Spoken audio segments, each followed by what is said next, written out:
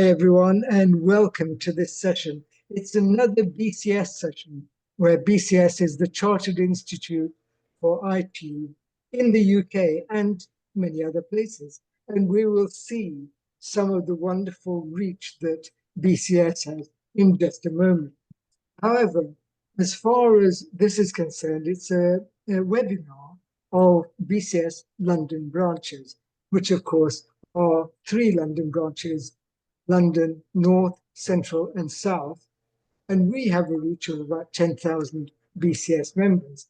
But thanks to our illustrious speakers and our supporters, we have a far wider reach. And we've got a fabulous selection of people here, experts in their field.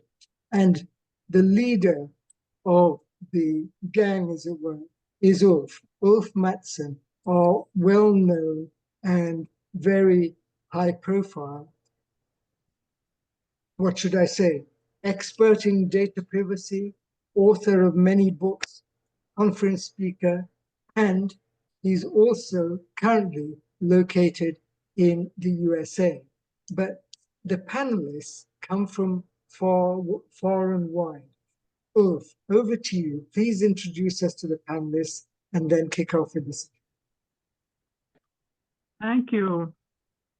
I'm very pleased to have a wonderful panel of experts, industry pioneers, visionary founders, and they will help us to guide us and give insight into the future of data security and how to discover real-world strategies and safeguard your organization. We'll also like to talk about risk management. And I think we have people like Ariel that can contribute to that, and also Oren. And I would like to start with asking the panel to introduce yourself. Please give us 3 minutes to introduce yourself. And in alphabetical order, I would like to start with Ariel. Thank you, Ulf. Pleasure to be here, and hello to everyone. I'm Ariel Evans. I'm the CEO of RiskQ. My background is 2 successful exits in IT. I'm the author of several books on cybersecurity, privacy, and risk. I run several university programs for the executives at Pace, Lucerne, Seton Hall, and others. And I'm happy to be here today. Thank you. And Ariel, you like to talk about cloud, GDPR, and risk management, of course. Yeah. Sure. Always. So next in alphabetical order is Charu. Hey, thank you, Ulf. Personal thanks to you all for pulling this together. It's not an easy task, so really appreciate. And kudos to you for getting all the people around the world together in the for this time zone and everything. So I appreciate that. So personally, Charu Pel, I'm based in Austin, Texas, founder of 2 companies and also partner in some others, but mainly e-InnoSec, which is innovative security, and the Securator needs learning management system platform with 250 plus courses. Also, we work with, just like Ariel said, we also support some colleges in their curriculum and helping them continuously, as well as helping students in the increasing their outreach communications, both faculties as well as executives too in that realm. The biggest difference we are making is we put together a platform recently to comply anywhere it exists in the world, 300 plus compliances on a single platform. Plus, name it, we have kind of a concept, privacy, everything, vendor risk management, incident management, name it on a single platform. Officially, we're going live in January, but we already started in the market and getting good traction. So guys, love to see you all, and next 90 minutes. Would love to enjoy. My request to all of you guys, if you're putting your name here, you can put a name and the last name and the company you belong to. That gives a good representation for us to know who you are, because we may not be doing introduction for everyone. So small request, name, last name, and the company you belong to when you can display your name on the screen. Thank you all. Take it over. Thank you, Charu. And I think you would like to talk about risk management. Risk management, bit for AI there. Thank you. So, Jim, are you with us, Jim? Yep. So thanks. So my name is Jim Rutt. I'm the CIO and CISO of the Dana Foundation here in New York City. We're an endowment-based foundation that funds grants for neuroscience, neuroethics, and soon to be AI ethics. So this conversation, any of these AI conversations that I tend to have are very topical and relevant, obviously, because the nature of ethics are coming up more and more as concerns and whatnot as all this technology keeps advancing. So that's my day job. I also am an advisor to startups, small investor, venture partner at 645 Ventures here in New York as well. So touch a bunch of different areas. Happy to be here. Thank you, Jim. Thank you, Jim. Next up is Neeraj. Yes, hi. Hey, folks. So I'm Neeraj, based here in San Francisco. I do come from a very strong engineering background. So right now I'm the founding member of a company called Nexla. We are a Series B company. And I was also an early employee with Pravesera. This is where I tapped into a data governance, data security. And this is where I found Ulf and his company, Protegrity. So right now, I'm here in San Francisco. I work with a lot of technical founders on their go-to-market strategy, because there's a lot of work needs to be done as the generative AI is exploding. I'm also an angel investor in Anthropic and Perplexity. I'm very passionate about data security and ethics and AI. I also own a podcast called Better You by Neeraj, where I bring folks like Ulf, where we talk about the topic BTSG, business technology, startups and growth. And I'm very happy to be here to talk about the topics which panel had decided to talk about. Thank you, Neeraj. I know that you love to talk about ABAC. Yes. And you will explain later on what ABAC is. To some of us, we know that it's attribute-based access control, right?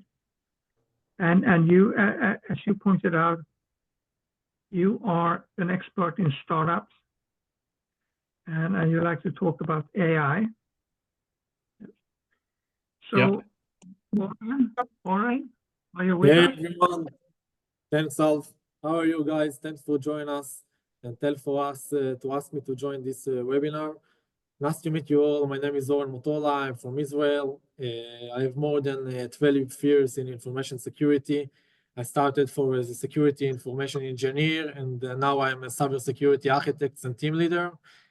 I am also part of IC2 Israel Management. If you know, IC2 is a global firm that it's a non-profit organization that promotes the information security all over the world. And I'm responsible there in Israel about all the webinar, conference, and the mentoring programs. I also CISSP certified and more certificates in cybersecurity. And I'm first degree in information systems, specialized in cybersecurity. I also put my LinkedIn URL. If someone wants to add me, feel free, ask questions and everything. Thank you, Oren. And I know you want to talk about risk management, right? I will talk about infrastructure as a service and how we will protect data security in infrastructure as a service in cloud environment. And more questions that Ulf will ask me.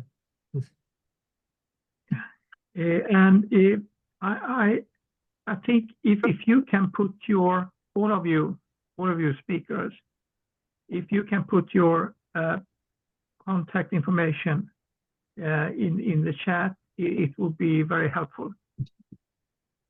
And Oren, I think you also want to talk about AI, cloud, and Yes, I will talk about AI, security, and AI, and everything and more. Yeah, and as you know, I will be the moderator, and I'm a founder of data security startups after leaving IBM. So should we get to the questions?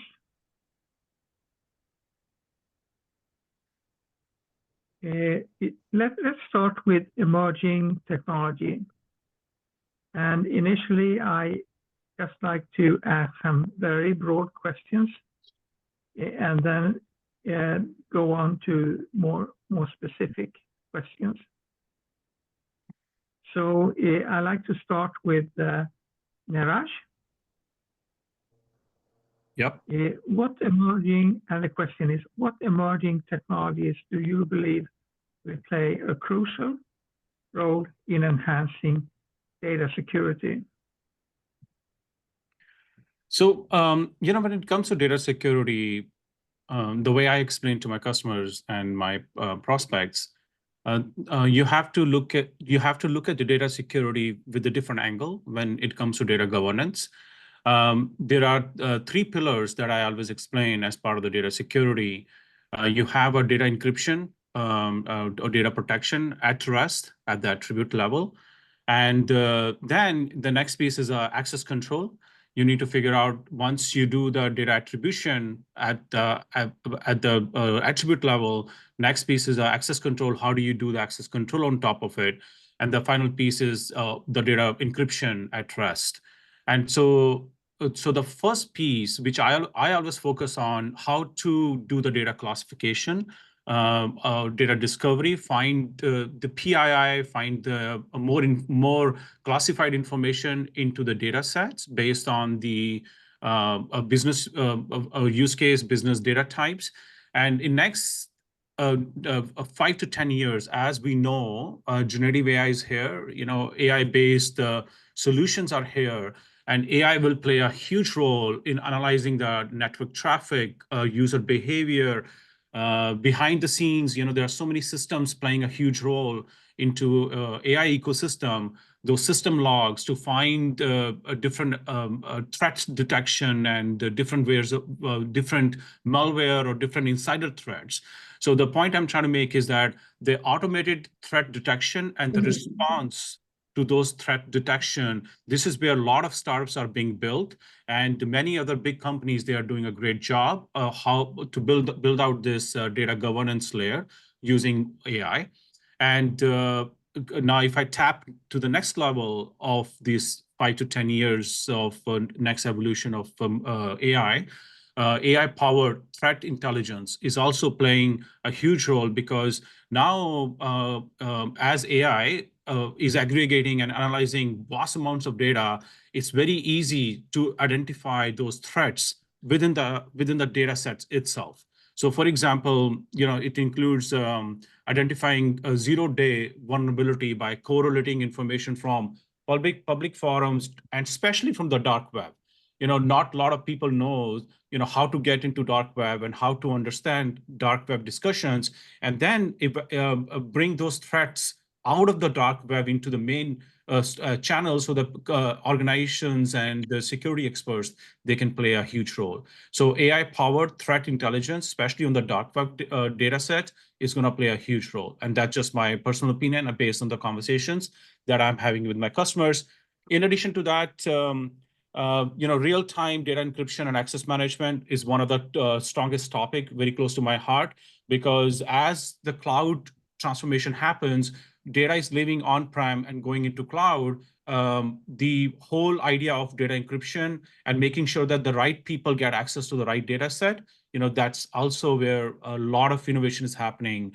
In addition to that, I strongly believe that self-healing systems, where AI-driven systems will be capable of mitigating various security incidents by isolating the affected parts of the organizations and applying patches, rolling back those changes.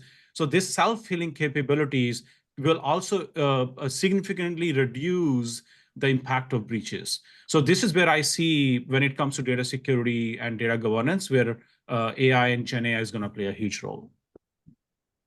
Thank you. Ariel, can I ask you, what is your view on emerging tech and how important is risk management? Incredibly important, because the risk belongs to the business, and emerging tech, cyber is the #1 business issue today. Any emerging tech is related to cyber because that's what you're protecting. You're protecting the assets of the business, which emerging technology is one of them. So it's very important to understand what types of risks you can have with emerging tech. Of course, we have our favorites, data breaches and business interruptions, but each and every technology is going to have another level of information that we have to look at. As an example, with AI, we have to have explainability. Explainability is key to getting people to accept AI and large language models and to be able to use them, and is required by the regulations as well. So it's a combination of looking at what the regs are going to ask you. It's a combination of looking at what the controls you need, which typically are the same controls we use today. However, there are other facets of it that people have to know about. Thank you. Neeraj, I have a question for you. Yeah. So how can organizations effectively balance data accessibility and data security in this increasingly interconnected world? Yeah. I spent last almost 7 years in data governance field because one of my startups, Pravicera, was heavily focused on providing that access control and the data governance layer. So the way I always explain, the data governance has 3 pillars, as I was mentioning earlier. The first pillar of the data governance is data classification. You have to have a way to automatically classify the data, PII, and many other classification based on the business that you're running. So data classification, as the data classification happens, data tagging comes out of the classification. Then the next piece is very important, where you need to figure out a way how to do access control, either based on RBAC or ABAC, which is a role-based access control, or attribute-based access control based on those tags, so that you can build the end-to-end data access control, data governance layer for the data which is coming in as part of the cloud transformation. And the last piece is, which is very, very important, I think this is where many companies like Moderator, they play a huge role, which is the data encryption at the attribute level at rest. So as the data classification, data tagging, data access control happens, so the next piece is you want to make sure that users, based on their personas, their roles or attributes, they have permissions to decrypt the data or encrypt the data, so that, when you're democratizing this data so the users can start using this data in the right way. And this is where I strongly feel that data governance as part of the data classification, access control, and protection, end-to-end managing the data lifecycle management as the data leaves from on-prem systems to cloud is going to play a huge role. Thank you. I frequently get the question, Neeraj, is network application and endpoint security approaches enough? It's a great question. So from my perspective, there are so many startups, so many good companies, big companies, they are just solving the same problem, Cloudflare and many others. So the application security, the end security, before anything comes into your infrastructure, it's not enough, because every day, as I was mentioning earlier, every day there's a new threat, there's a new malware, there's a new information being leaked, besides having all the securities in place. So I strongly believe that there's still a huge room to fix the data security for the endpoints and also for the application securities. So it's not enough. Okay, thank you. Let's talk about cloud. And I think maybe Oren, you like to start with the first one here. How is the Yes. cloud changing our approach to data security and privacy? Okay, before I talk about the cloud, I want to talk about what is IaaS. Okay, IaaS is infrastructure as a service. It's a cloud computing model that provides virtualized and computer resources, allowing the organization to run server, storage, and networking without the need of physical hardware. The vendor of the cloud responsible on the physical hardware. But when in IaaS enable the scalability and cost reduction, the organization still is responsible for managing data, and it's ensuring the data security in the IaaS environment. And when we ask about how to protect the IaaS infrastructure, we have a lot of things to do, but one of them is to use the CSPM product. It gives you the ability to monitor and searching for misconfiguration in your cloud, give you the ability to check if you have a server that has external interface open and something like this. Okay, thank you. So Ariel, what do you think? How is the cloud changing our approach to data security and privacy? Well, it's changing the way we have to look at who owns what controls, which controls do the cloud service provider own, which controls do you own. Are you clear on that? Because that's part of your compliance questionnaires. You also have to look at cloud from perspective of core versus non-core systems. A lot of people won't put core systems into a cloud, consider that too risky. They remain on-premise, whereas the non-core go into the cloud. And then as the cloud security evolves and gets better, I remember days when, you know, they wouldn't even let you rotate your own keys. So there's a lot that can be done to increase cloud security in the coming years by the cloud service providers providing more of that security over to the organization. I agree. Good points. Oren, are you with us? Yes. Good. So my question to you is, key questions for ensuring data security in the cloud and IaaS environments. What do you think? Environments, yes. Yes, as I told before, ask a question about, for example, there are ways to ensure data security in IaaS environment. At first, as Rajai said, we need to implement a role-based access control. We believe that in least privilege principle, we need to restrict access to sensitive resource and ensure it's only authorized people and personnel can access this critical data. Also, we need to use the keys, the things that the cloud support us, give utilize logging and monitoring solution to track user activity and detect any suspicious behavior in the real time, which can help us to respond in potential threats quickly. Okay, thank you. And my next question to you, Oren. How can an organization assess its own security level when managing IaaS infrastructure?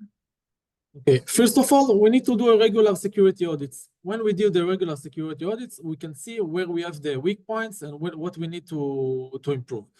After like this, we need to do a vulnerability assessment to identify the weaknesses in the infrastructure of the IaaS environment. Also, as I mentioned before, we need to use software like a CSPM. There is a lot of good players in the industry. They can help you to monitor your cloud for misconfiguration. CSPM is a cloud security posture management. It gives you the ability to check vulnerabilities in misconfiguration. For example, S3 bucket that exposed to the internet, or a server with egress communication, for example, 000 and more, that have your external interface and give the attacker the opportunity to make a system calls or something like this to your cloud. Also, it's very beneficial to adopt industry standard and best practices for the cloud security. Great. So Oren, one more here. What are the risks associated with using cloud infrastructure as a service, and how can they be mitigated? Okay, let's focus on two main risks. One of them is data breaches. and it's occurring all from improper access control and access controls and misconfiguration. With the CSPM tools, you can check and they give you the best practices how to defend your client.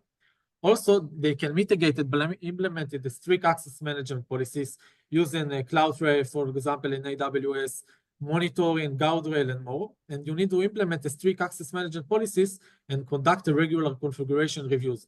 Every month, I recommend you, for example, to make an appointment to drill down in all your vulnerability assessment in the CSPM cloud. And you need to use automated tools to scan it.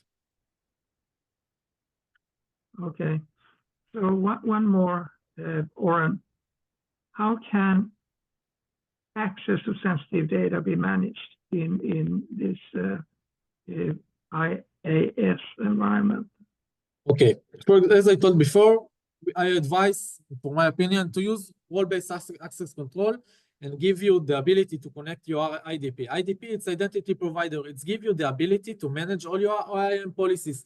Give you the ability, for example, to connect with Incognito, AWS, or Azure AD, to give you the ability to manage all your identities in one place and give every user the minimum role that he needs to make his job in the cloud. Also, when you use the role-based access control, it gives you the grant access based on user roles and responsibility.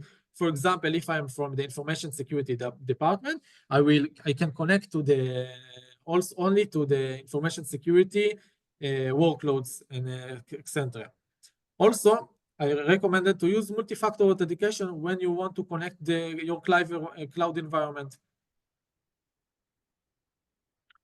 So, Oren, can you talk more about recommended technologies and tools for ensuring data security? Yes.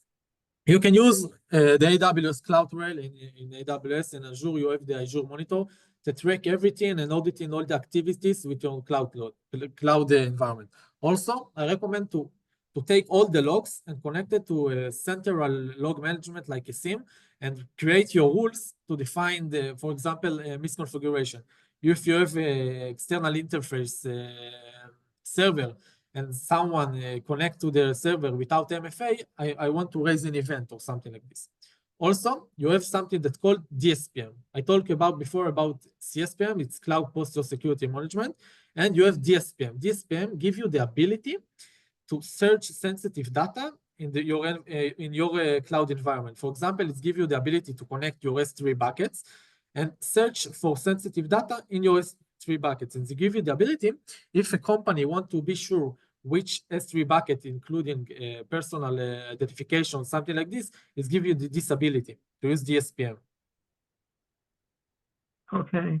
And also, once again, it also gives you the ability to know who is accessed the data, when, what he did. It's transferred to another S3 buckets, and DSPM with CSPM, it gives you the ability to monitor and access your security information in the cloud. Okay. One more, Oren, about cloud and IaaS.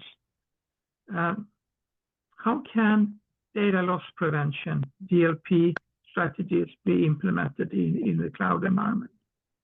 Yeah, very good question, Ulf. Thanks. Organization can implement DLP strategies by deploying tools and monitor and protect sensitive data with the DSPM. Also, data across their IaaS resource. This includes setting up policies that identify and classify sensitive data, such as personal PII and financial record. Also, DLP solution can enforce rules to prevent unauthorized sharing or transfer data, for example, from your environment to another environment. It provides real-time alerts and measuring if you transfer sensitive data to another company or to another, if you have two environments with this, that one environment is sensitive data and other environment it's not classified, it gives you the ability to know if you have a breach or something like this from this environment to another environment with predefined rules. So, Oren, I'd like to talk a little bit about recent attacks. Criminals are stealing data. Criminals are stealing data. They encrypt data. on your systems, but they are also asking you to pay some money to get your encryption keys and get the data back. So my questions is what are the best practices for data backup and recovery in this cloud environment? First of all, I want to advise that if you have something like that, you backup something, always to check if your backup it's okay, and also important where you save and store your backup.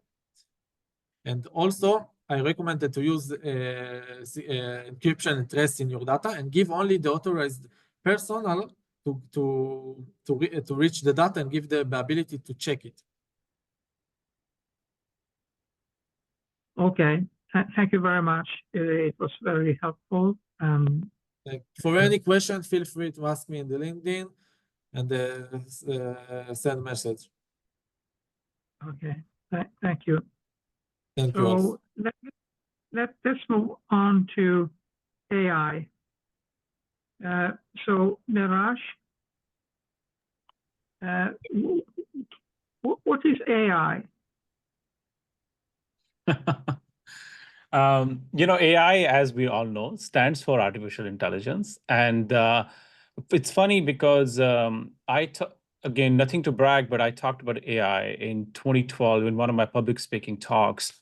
And the way I was part of the data center company, and there was a media company I was talking to, and I said, providing the right information to right people at the right time. And that was 2012. And now if you notice that it's been 13, 14 years, the whole idea, last few years we spent into machine learning ecosystem. Everybody was talking about machine learning. Now suddenly people started talking about generative AI as soon as the ChatGPT came out. So the point here is that the journey that we have done from evolving of the data to big data, cloud data, big data, to neural networks, to machine learning.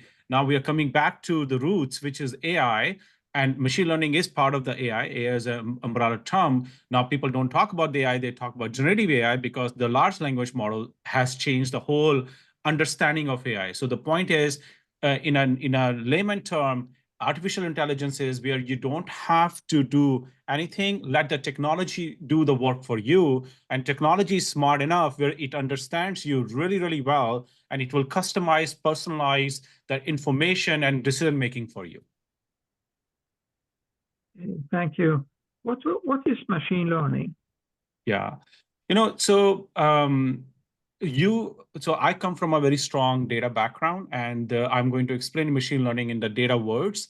In the last 30, 40 years, we have accumulated so much data. And as we started playing with the data or trying to get the value out of the data, which is, I call it ROI, your next challenge is that, hey, I don't want to use humans to do repetitive tasks. I want systems, computers, I want machines to do the work. And this is where the machine learning term, from my perspective, comes out, where I have built smart models, and I have taught, or I'm teaching these machines, or these machines are learning from my brain power, and using that data to automate many tasks where we are making humans more productive by using this algorithm. So machine learning, as the name stands for, comes with the machine learning algorithms. Then under that umbrella, you have various ways to train data sets so that the data can be more valuable, more productive for human beings. So Neeraj, how will AI and machine learning impact data security for the next 5 to 10 years? This is something we just talked about, right? So AI is changing the landscape because now you can aggregate large volume of the data, and you can build better machine learning algorithms to identify new threats, new things into the data that we don't even know.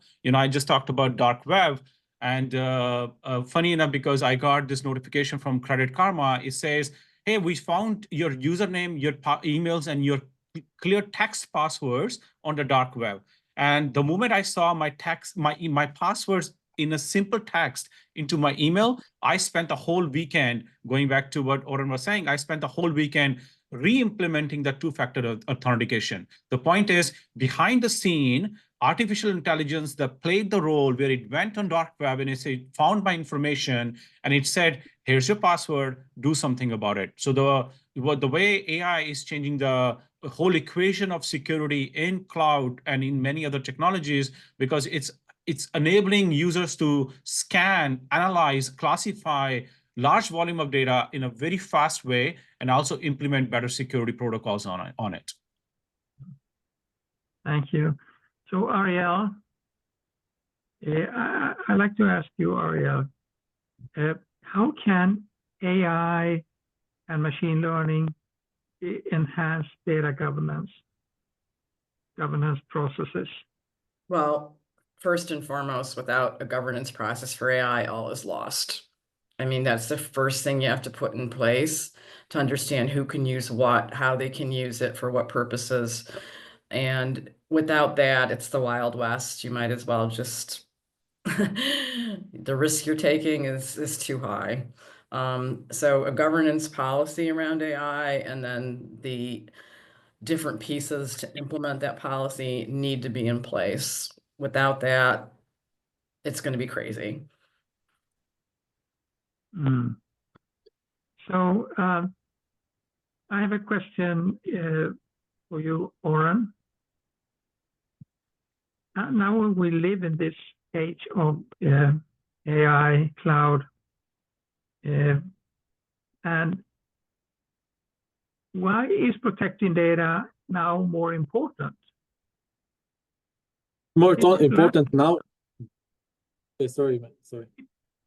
People ask me, why is it's more important now? Now, when you're using UI and machine learning, all the security threat landscape is bigger.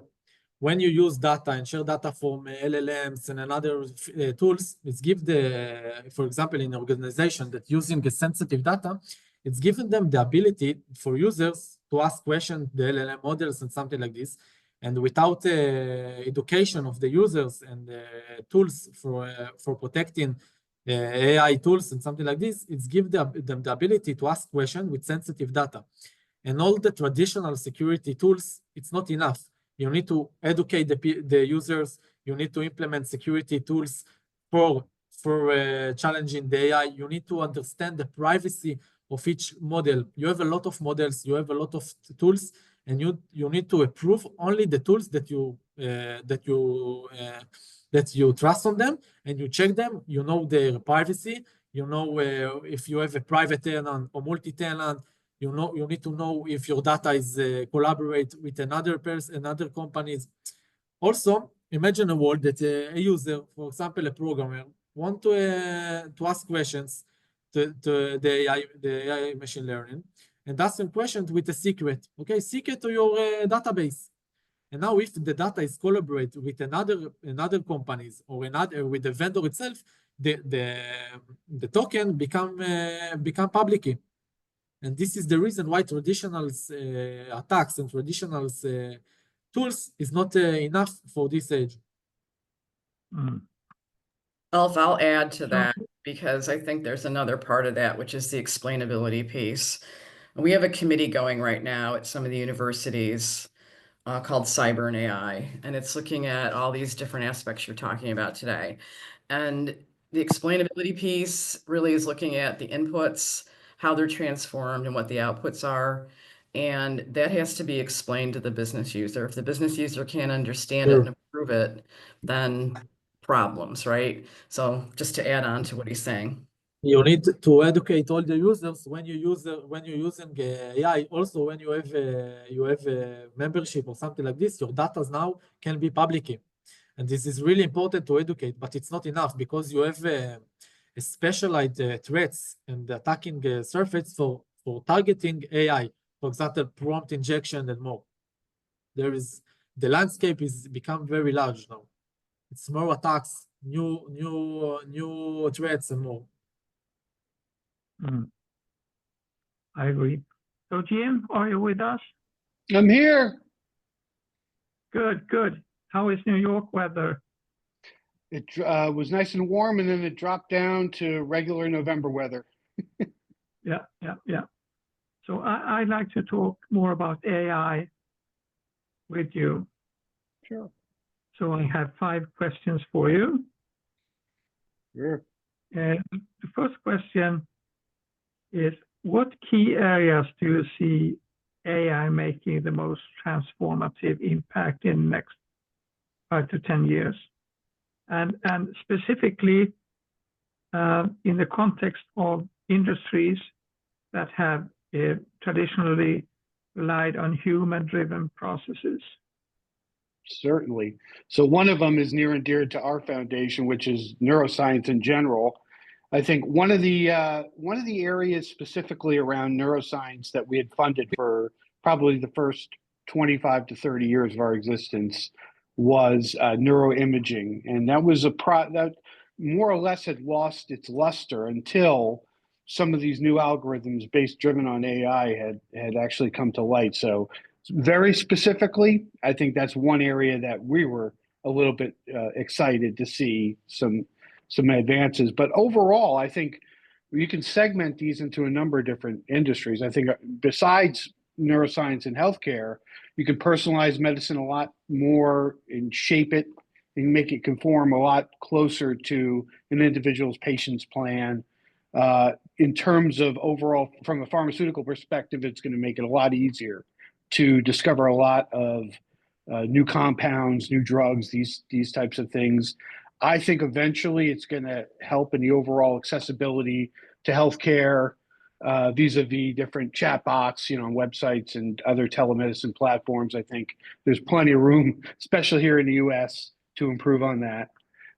In finance and banking, you can think of, I would say, fraud detection is a big area as well. Algorithmic trading, overall risk management, in terms of credit scoring and risk assessment. Customer experience, which always has the capability to improve as well. When you talk about like manufacturing, obviously predictive maintenance on a lot of capital equipment, supply chain optimization, robotics. These are all going to improve quite a bit. And then from an education perspective, hopefully, it's going to improve a lot in terms of skill gap bridging, bridging the abilities of, and being able, I think in the changing workforce, it's going to be a tremendous lever, I think, to help a lot of folks move, in line with the advances of technology overall as we see them. And then, retail, e-commerce, obviously there's been most of our advances have been seen there, but I think more hyper personalized shopping and personalized profiling in terms of potential prospects, customers, what have you, improving upon inventory and then customer engagement. Those are probably the major ones. There's a bunch more based on sector, but I think those are probably the ones that are most relatable, or at least the ones that have been touched on at a minimum, at least in the mainstream. Thank you. My second question to you, Jim. We talked about advancements in AI, and can you talk more about ethical concerns about bias, privacy, and data usage that are becoming more and more important? So my question is, what are some concrete steps organizations and developers can take to ensure responsibility and fair AI development?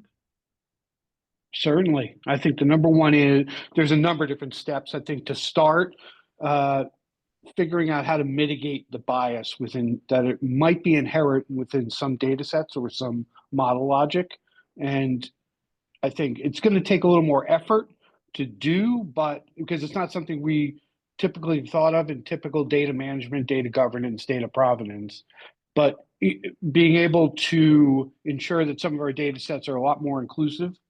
We have more diverse and representative data. I think there's going to be a great market for tooling around bias auditing. I think it's going to be an amazing area and very good addressable market, by the way.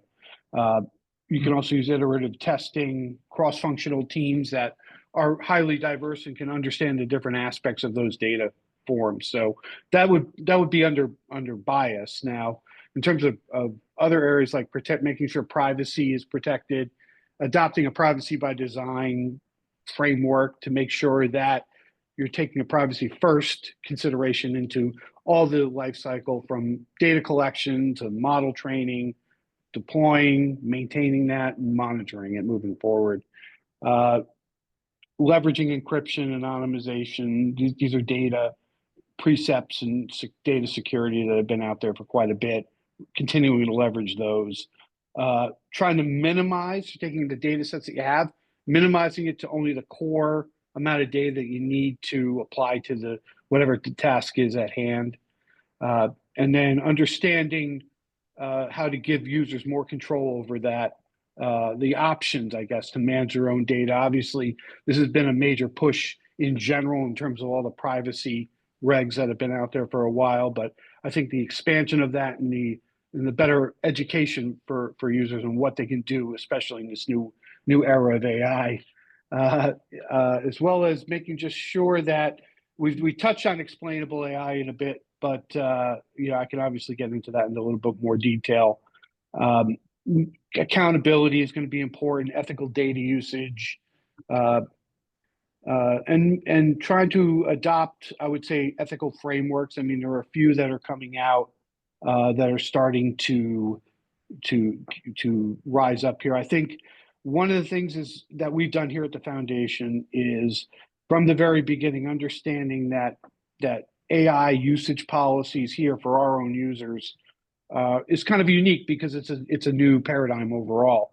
So we have a base policy that we have for the usage of, say, generative AI or agentic AI, but we know that's going to be a constantly evolving area as the technology itself evolves, and maybe not in a way that we can predict. Okay. So Jim, I have a third question for you. Sure. Talking about replacing human jobs, and we hear a lot about that. And then, so my question to you: how do you foresee the role of AI in augmenting versus replacing human jobs, and what measures should be taken to prepare the workforce for this shift? Yeah, I think there are going to be some jobs that may no longer exist, but I don't think it's to the extent or the degree that most of some of these doomsday prognosticators are claiming it to be. AI is primarily going to be a fantastic tool to help augment, as you stated, a lot of our workforce. I think it's incumbent upon us to really help folks understand how it's going to be more of a augmentation rather than a replacement. So overall, letting folks know the obvious precepts, that it's going to help enhance productivity, especially in the areas that I had mentioned prior, from healthcare to finance and retail, et cetera. Showing the expanded capabilities that it's going to open up for a lot of the workforce, getting the low-level tasks out of the way and letting them focus on some of the larger tasks there. And also, I think instilling in our workforce and understanding that kind of a precept of lifelong learning and ongoing continuous improvement. I think a lot of folks thinking that they can just finish a couple of degrees and then they're done with their educational career. I think that's got to be a precept that's got to be rethought. And I think whether it be AI now or AI 10 years from now, it's going to take a lot more effort, I think, from a learning perspective for a lot of the workforce to add in, right? So, yeah, I think in terms of upskilling, reskilling some of these workforce, I think the learning piece is like the foundational element there, and making sure that we're ready to teach these new technologies and the proper way to use them and the proper context to use them, as well as showing, as I discussed prior, the relevance in each specific sector or industry that they may have interest in. So yeah, I think those are the, making sure, I think we're going to have plans, obviously, as we see certain areas and seeing how certain industries or how subsectors of that industry are getting automated out.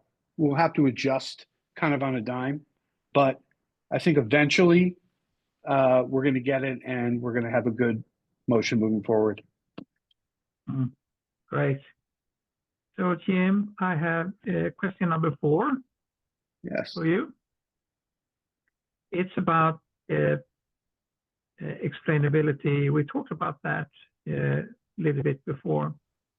And maybe you want to talk about specifically healthcare and finance and how companies can balance performance with transparency. Yeah, I think it's incredibly important in regulated industries, like you said, right? Like healthcare and finance being the top 2, at least in the way I think about it. I think first off, you have to be able to build a culture and a usage platform of trust and credibility. I think stakeholders need to understand what the reasoning is behind a lot of these AI-driven decisions. And it also helps, I think, confidence around users, regulators, and decision makers. I mean, for instance, you think about like AI-based diagnostic tool of any kind, right? Some kind of medical diagnostic tool. I think a patient understanding this would expect an explanation for why specific treatment is recommended and be able to model that against a human's reasoning for why a specific treatment would be recommended. So I think it's pretty parallel there. I think in finance, ensuring loan approvals, credit scores, all these things can be justified and defended against accusations of bias, as we noted earlier. But also in terms of regulatory compliance, it's going to be very, very critical. And even GDPR as a privacy reg emphasizes the right to explanation for automated decisions. Well, most of AI is obviously automated, so it provides that protection. What's going to happen in terms of the regs here in the US, not sure, but hopefully they'll follow a very similar, same path. As well as healthcare, another kind of area in terms of explainable models could reveal that a misdiagnosis resulted in over-reliance. So we use, from our foundation, the previous research we funded was heavily dependent on biomarkers. And so that could lead to a misdiagnosis of certain brain diseases.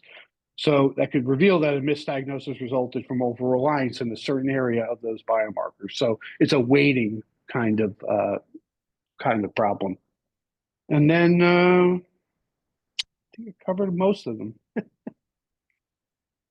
So Jim, you mentioned GDPR. Yes.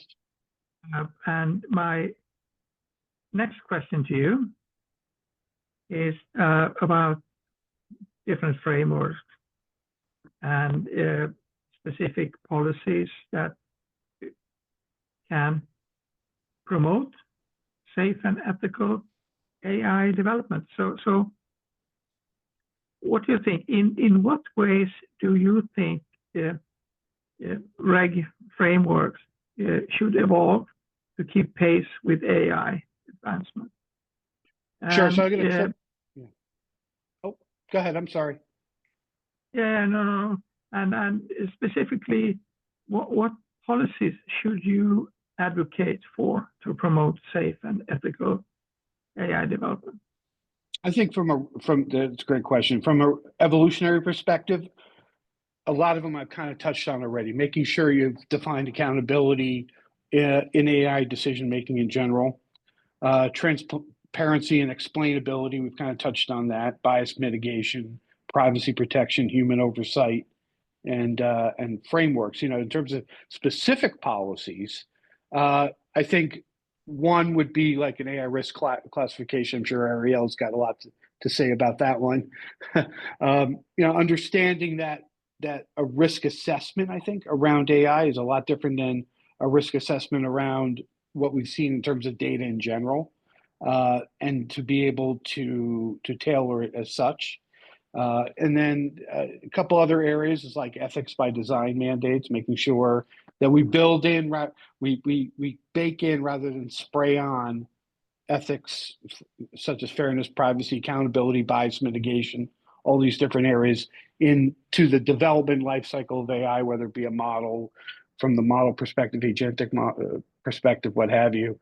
I think eventually we're going to have to come up with certain safety testing standards.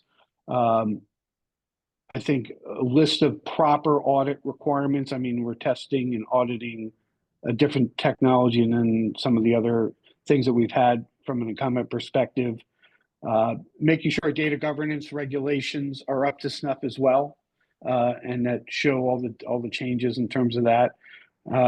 Ethical impact assessments is something that I've heard being discussed. I haven't seen anything too concrete, but this is going to be pretty important. I mean, very similar to how you would do environmental impact assessments in other infrastructure projects.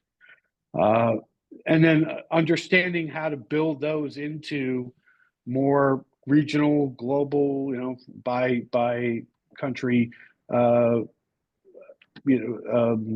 frameworks, and eventually regulation or other protective areas. So.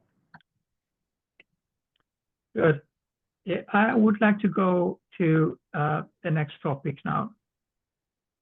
Data stewards. So, Neeraj, are you with us?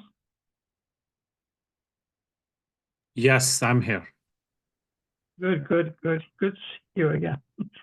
So, what are your thoughts on the role of data stewards in modern organizations, and how can companies cultivate effective data stewardships? As part of the data governance, data classification, data tagging plays a huge role. And there are two personas that I want to talk about because those are the two personas I always deal with. One on the IT side, one on the business side. IT folks, they want to make sure that sensitive data is protected, encrypted, and there are ways to access the data, decrypt the data. And then there's the business side. Business side is the data steward folks, where where they are responsible to create this business glossaries, and they want to make sure that the data travels with a full lineage end-to-end where the data needs to go. So for example, on the business side, you want to send the data to your external parties, external partners, vendors, and you want to make sure that, let's say, Pepsi does not get Coke data and Coke doesn't get Pepsi data. So you have to create all those aggregations or segmentation of the data, and this is where data steward comes into the picture. Now, I want to echo something very important, that without data governance, without data classification, data tagging, data stewards, they cannot do their jobs because those business glossaries cannot be created unless there's a strong mechanism of doing the data classifications. All starts with the data classification. If you want to make good monitoring and good enforcement mechanism, you must classify your stuff. Yeah. And the cloud vendors, they're doing a great job. They have their own built-in homegrown solutions. For example, AWS, Macy, Azure has Purview. Yes, AWS Macy give you the ability to search sensitive data in your workloads and S3 buckets. Also, you have the DSPM tools that I told before. Right. They know that you have data in cloud. They need to give you the ability to monitor it and enforce rules like the on-prem. Yeah, and Raj, let's talk about the frameworks. So my question to you, Neeraj, is how does effective data governance contribute to overall data security, and what are the key components of a robust data governance framework? Yeah, three very strong pillars, and without these three pillars, I will never suggest or recommend getting your data out of your on-prem systems. Auto data classification tagging.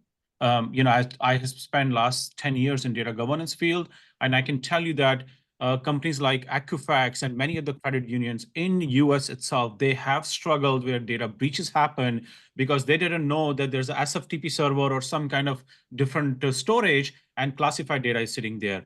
And I will not disclose the name of this customer, but I can tell you a story where somebody ran a scanner, data scanning tool, and suddenly found out that there are lots of laptops has lots of social security and private information sitting. And the moment that data was classified and identified, immediately the action was, how can we remove this data? So the point is, as part of the effective data governance, you have 3 pillars: data classification, data identification, data tagging. Once that happens, the immediate, and this is a story I want to share with you. I was working with this Fortune 500 company. They said, you know what, you are helping us to do data classification, data tagging, but we also have set of users, they want to get access to the data. Do you have a tool, do you have a solution or an idea where we can do the access control? And this goes back to the topic I was talking about, role-based access control and attribute access control. So first pillar, data classification. Second pillar is the access control. Without proper role-based or attribute-based access control, the whole data classification, data tagging doesn't really make sense, because you tag the data, but if there's no way to give access to that database in the classified classification, there is no data governance strategy there. And last I even go one step backwards and say the first step is identification of all the data sources, because without that, you're going to miss stuff. And that happens all the time. You have shadow IT everywhere. You've got unstructured data everywhere. And you got to know where the data is, and then classify it, right? Yeah, and Ariel, a very good point. And this is something I want to conclude my closing statement. Okay, so you got the data classification, you got the access control. But how about Neeraj comes in, and now I'm not allowed to see the social security or any sensitive data? How do you make sure that when Neeraj wants to access 10 other fields and not allowed to access 2 fields, how can you implement that data protection, data encryption at rest, at attribute level, where Neeraj can see 10 columns, 10 fields, but cannot see 2 other fields based on my role in the company? Field-based access. Field-based access control. Field-based and also role-based access control with IDP. Yeah, role and field-based together, exactly. You combine them also for role-based and the classification together. Yeah. If you do it, one thing not enough. You need to combine this to them. The hardest thing is finding where all the data is, because that's what we're doing. We're actually going and identifying where all the IT assets are, including the data sources, whether they're structured, unstructured, doesn't matter. But it's really the hardest thing to do, because there's so much that you don't want you to know. If you're moving to if you allow. So I saw recently we're working with one of the biggest county on the privacy, and it's so difficult to understand that people basically, right from the policy and all that, people just started writing about it. And we should have been highly matured in this space by now, especially when you're going towards the AI. And I'm hearing Jim speaking about it, ethics and all that. Even Ariel mentioned about input data, data processing algorithms, knowledge about everything happening, transparency is mentioned about it. If you don't have basics clear at this moment, I don't know with AI how frustrating it is going to be. It's going to be very difficult to manage these data sets, because I think large language model speaks about 8 billion data sets, 11 billion data sets, 13 billion data sets to learn these models, to make them accuracy or protect from hallucinations, correct? With that kind of data being going into the practice, imagine how much security is required, that, hey, this needs to be highly secured. Second most important, guys, we use scanners, and I think unstructured data. I like that you mentioned that. Data is everywhere now. It's everywhere, whether it's shadow IT, user-defined, you call it, what do you call that? User normally develop application. Shadow IT is bigger than that. What you feel like we literally create a program, but also education of business people, understanding of their own data is very critical. There is a bank which approached us, And they actually ask us, can you create a training on the emerging technologies for business management people, so that they understand what exactly we need to do, what kind of technology we can use it, or what technologies are available, rather than just somebody comes from IT says that use this technology for your purpose. So they really initiated the training program on the emerging technologies, like what is the RPS can do, what's AI can do, what ML can do, what transformation is about, and just to teach business people first. And they know their data, they know where it is, and they should own that data. They are basically should be owning everything which happens there. So there's a lot more critical things happening there. And it's very difficult that when people are going to start. Privacy is another level altogether. But I'll go back to everyone's what you guys are saying, Ariel, Neeraj, about this one. Back to you. So thank you. Great points. And we talked earlier about zero trust and A-back. So, and we talked about AI, of course, a lot. So what is more important? Anyone? Say that question again, Ulf. Yeah, we talked about AI a lot today. And then we mentioned zero trust. And we talked a little bit about A-back. So which one is more important? Both of them are important. You need to combine them. When you build the security posture, you need to, if you know defend in depth, in every level, you need to put the relevant security tool or security mitigation, because you need to combine them. So let me chime in a bit here. So I think I'll go back to the risk management principles a lot here. I think back to the basics, I'll say that. You really need a good, and I like Jim also mentioned that there is a completely different way of doing risk assessment for the AI too. Exceptionally different, guys. And I think people should know confidentiality, integrity, availability, likelihood, exposure. All this is great to hear. But when it comes to AI, the principles which you have, like fairness, non-discrimination, transparency, explainability, then professional responsibility. Of course, you have another thing, safety, security, privacy. All these principles are well defined. And Jim, I'll just support you on this one. ISO 42000, guys, I should mention that, is really, really critical. If you do not have good understanding of it, I think you probably will have to do that very well. I spend hours and hours and hours. I keep spending hours on 42001 because I think that will play a lot of role. But especially, I would say that, coming back to your question, if you do better risk assessment job, better that, you will be able to identify, and I'll go back to Ariel saying that controls, correct? I think people have done very good job when they came up with a lot of ISO standards, as well as I'll mention NIST, SOC 2, everything, all these frameworks. These frameworks we cannot ignore, because not only they are allowed to look at everything, each and every aspect of the domain, and also take into account the risk assessment, which comes exceptionally well from the ISO, define your applicabilities and define your controls and remediation plans. I think goes without saying. We'll touch base on all the aspect Ulf you said in a right manner. One more thing, I think, and I don't know whether many people know, in US there are different standards, HHSCs and all that they follow internally. And I was trying to recollect the name. That healthcare standard came up with attribute-based controls way back for the healthcare system. Like, hey, if somebody goes, can doctor access some particular data at 2 p.m. in the morning? Can nurse go into the system, can do something she can access at after 6 o'clock? Who should be accessing at what time, and what's the user roles and everything? More than RBAC, they promoted attribute-based controls long time ago, almost like 10 years ago. I was speaking about it, and I was technology wasn't there. It was just upcoming. And even today, I feel it's burdensome to implement. Attribute-based control system is very difficult to maintain also, especially when there is so much of turnover happens with the people. But anyhow, out there, guys, every company has to take their own role understand what their risk assessment is, and then take the prioritize them. Prioritization is very key to the success, basically. Anyone? Good. We talked about defense in depth briefly.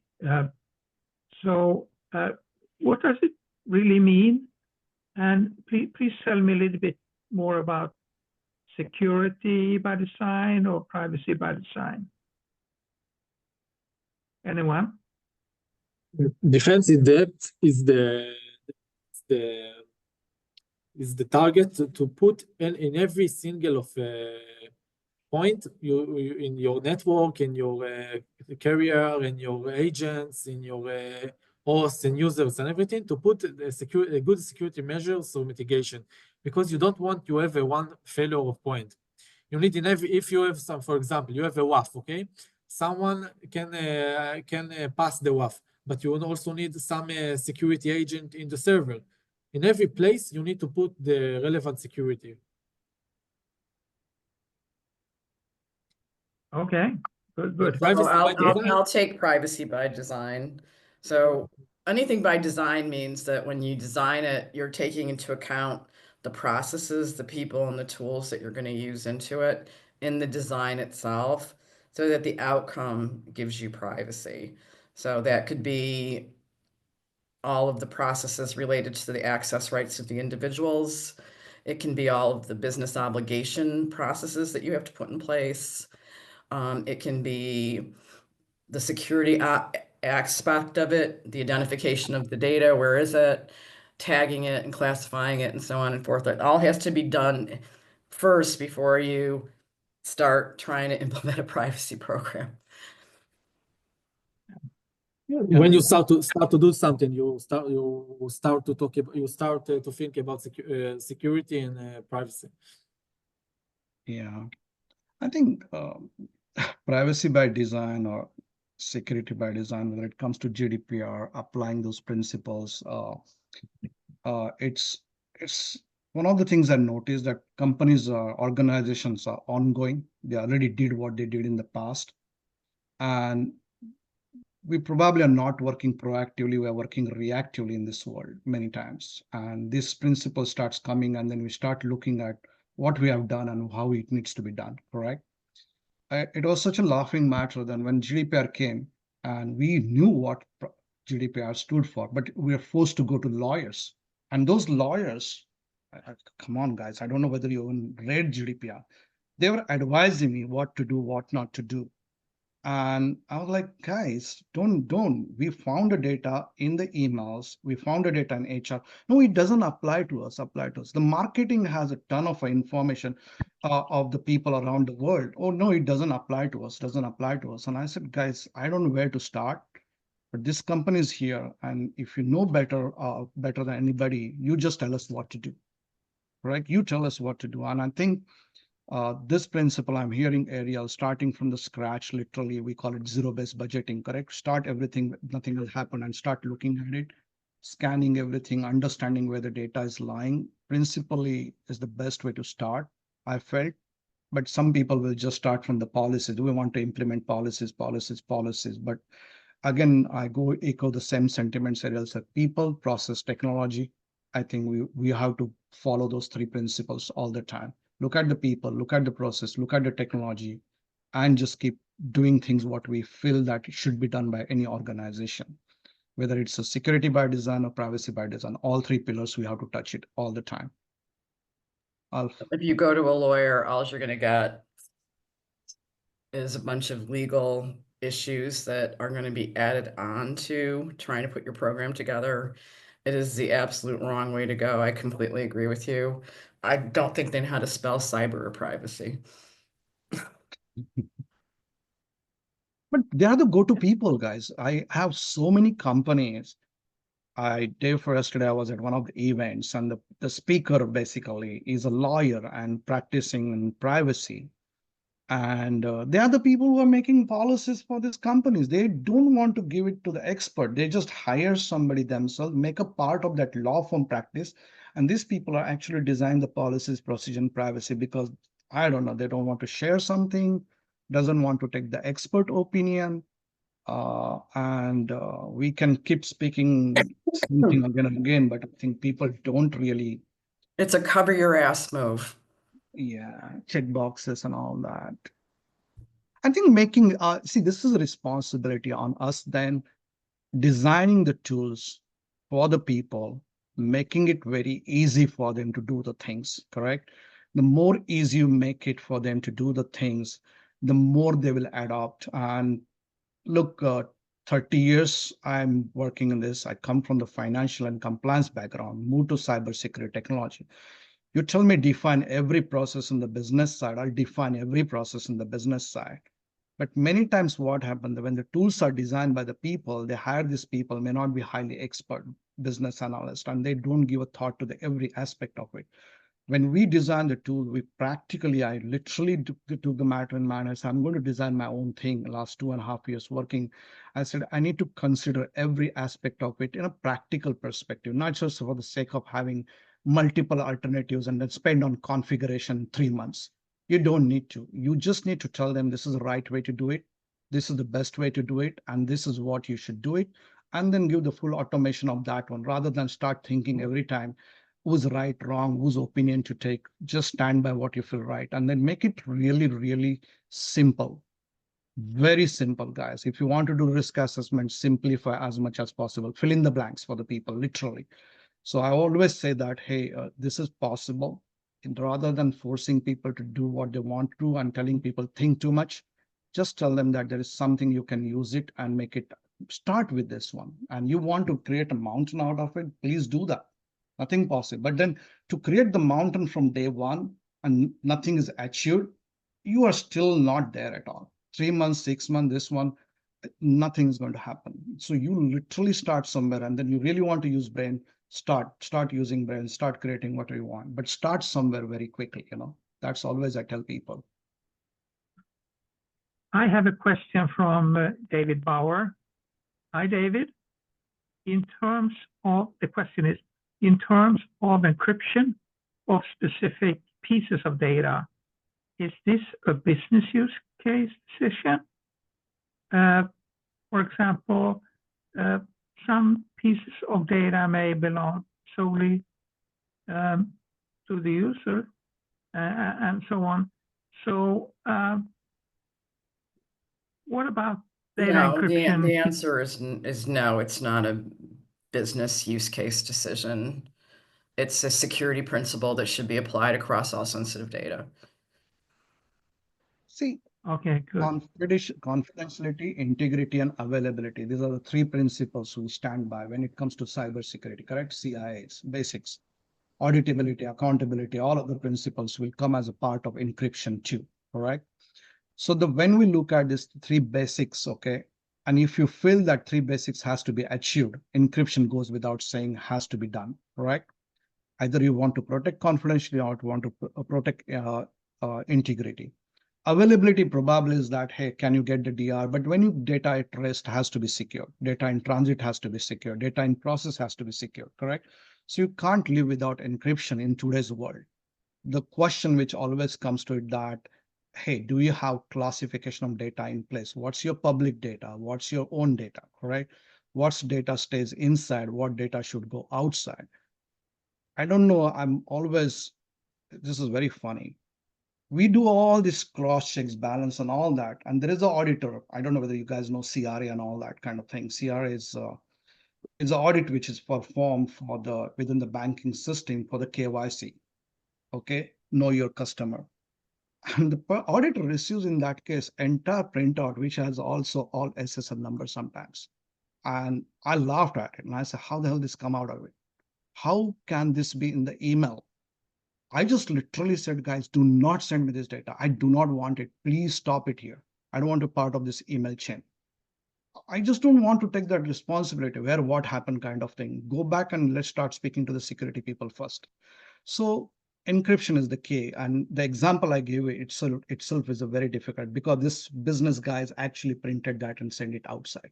It's not coming from IT. It's purely business people who are able to clear print the data. So I think encryption is too critical, guys. Good. We only have a couple of minutes left, about 10 minutes. So thank you very much. I would like to move on to quantum computing. So Neeraj, are you with us? Yes, I'm here. One of my favorite topics to talk about. Oh, wonderful. I agree with you. So Neeraj, what are your thoughts on the potential of quantum computing to both enhance and threaten current encryption methods? So I think before I go into the details on the potential of quantum computing on enhancing and threaten the current encryption method, I just want to set the context that why it's so important to talk about quantum computing, because right now we are in generative AI space, and sounds like a buzzword, and a lot of technologies, they hate when I bring up quantum computing or blockchain, because people have this mindset that, oh, look, we are just throwing another marketing buzzwords. And so the point I'm making is that, of course, we did witness the whole evolution of big data, and many other things. And now we are witnessing generative AI, and of course, blockchain failed. But eventually, we're going to see that there's going to be some really serious use cases going to get implemented on blockchain. And as soon as we cross the blockchain era, which is about to come, the true implication of enterprise blockchain, the next piece will be the quantum computing, because GPUs are there, and faster data processing and many other needs of the AI is being taken care by companies like NVIDIA and many others. Now, the challenge that we are seeing, or I'm seeing personally, is how can we process more and more and more data? How can we carry the tasks faster? And this is where the evolution of quantum computing is coming in. The reason I know this, because I follow so many research scientists on LinkedIn who are talking about quantum computing day and night. And now the challenge is, as quantum computing is going to enhance the processing, it actually opens up the door to more threats. Because see, we all are so satisfied with the encryption, RSA, ECC, and many others. But quantum computers, they bring this faster computing power, where anybody can write different algorithms. For example, quantum computers use this Shor's algorithm. So basically, you can solve the problems to hack the encryption keys really fast. So, so the whole idea here is that quantum computing does bring the threat to the current encryption technologies, and that's why there's so much research is being done as we speak, just on figuring out how to implement, how to come up with a more enhanced version of encryption as the quantum technology comes into the picture. So just a closing statement on this topic. So two things which I personally follow.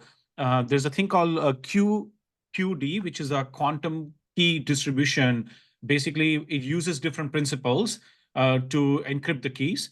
And the second piece is a post-quantum cryptography, which we call it PQC. Again, I'm not the expert. I am still learning on this topic. But researchers, they are actively developing quantum-resistant algorithms, because quantum computing does bring this threat where encryption keys can be hacked or break very fast. Thank you. We only have a few minutes left for some questions. But before we are ending the quantum part, I would like to promote one of my two books about quantum computing and data privacy, data security. Okay, that's my promo. So, Dalim, should we go back to you? Well, if we have only a couple minutes to wrap up, why don't we do some closing thoughts for everybody? Okay, yeah. Okay. I'll start. First of all, thank all of my co-hosts and co-presenters today, and the audience. If anyone wants to be part of the Cyber and AI Committee, I've put in the chat my email address. It's at the university level. Reach out to me if you want to learn more about it, and I'd be happy to discuss it with you. That's all I have. I'll jump on because I have to leave. Thank you very much to all my panel mates here. Everything was phenomenal. Wish we had more time to talk about quantum because I think Neeraj, that was an area I'm very, very excited about, especially the confluence of quantum with AI. I think it's going to be tremendous. But thanks all, and this is a wonderful discussion. Thanks, everyone. If you have questions about cloud security, just send me a ping on LinkedIn. I will be happy to assist you. Yeah, and everybody, thank you again. You know, quantum computing is very close to my heart. I actually bought a domain called quantumcomputing.ai. If you click on that domain, it goes to my LinkedIn. Thank you.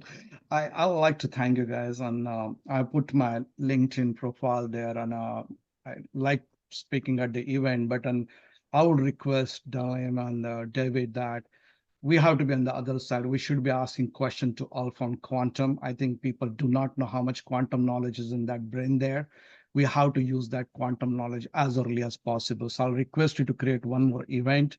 I already have the questions on quantum, but the only thing is that I have to tweak the side. I should be asking all these questions to Ulf and Neeraj about quantum. So I'll request you to do that event, and I'd like to be part of it so that there is a tremendous knowledge gap. I feel it's quantum for me, and I really want to hear more about quantum very soon. Thank you. We have a Also, team thank here. you all for moderating the event and organize everything. Thank you all. Yes, indeed. And Ulf, our thanks to you as well from the hosts for this webinar, which is BCS London branches. And my own background includes PwC and other major auditing firms. It includes a spell as in the Cloud Security Alliance, over 10 years as ISACA London chapter's events director, and of course, chairman of the BCS branches. So I'm very interested in a lot of these topics, and it has indeed been a fascinating glimpse. But just to let you know that what we've been doing in our groups in the BCS are a whole lot of events in person, as hybrid, and of course as webinar. And David, my colleague David Grundy, who is the technical enabler for this webinar, would you put the link to our events online, please? And just whilst he's doing that, I'll tell you that we did over 40 events last year, 2023. We look like we're doing almost 40 this year, 2024, and they include topics such as AI, of course, business and business analysis, cloud, cyber and security, data in many senses, diversity, early careers, eco, higher education IT, quantum, where we actually have on our committee one of the IBM advisors for quantum, recruit, and risk. So that's the world we're in, and there's a whole lot more to go. So thank you very much for your contributions. Do take a look at the chat. You'll find all the presenters have put their links in, check them out, link up with them and so on. And I look forward to seeing you all again before. Thank you very much. Thank you, Dalim. Thank you, Dalim. Okay, great. Thank you, Dalim. Thanks, everyone. Thank you all. Thank you, guys.